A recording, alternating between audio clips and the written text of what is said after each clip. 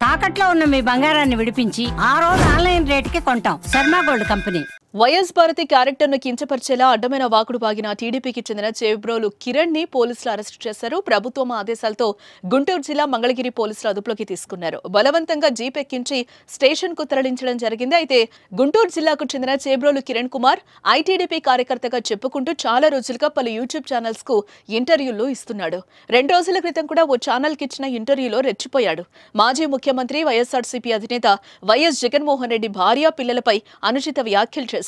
Kiran video viral కావడంతో వైఎస్ఆర్సీపీ నేతలు కార్యకర్తలు మండిపడుతున్నారు. అలాగే టీడీపీలోని నేతలు కార్యకర్తలు కిరణ్ పై తీవ్ర ఆగ్రహం వ్యక్తం చేశారు.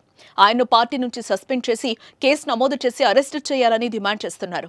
ఈ క్రమంలో టీడీపీ అధిష్టానం చర్యలు చేపట్టింది. పార్టీ నుంచి సస్పెండ్ చేయడమే కాదు, కేసు నమోదు చేసి అరెస్టు చేయాలని ప్రభుత్వ పెద్దలు పోలీసు శాఖకు ఆదేశాలు జారీ చేశారు. వారి ఆదేశాల మేరకు మంగళగిరి పోలీసులు రంగంలోకి దిగి అరెస్టు చేశారు.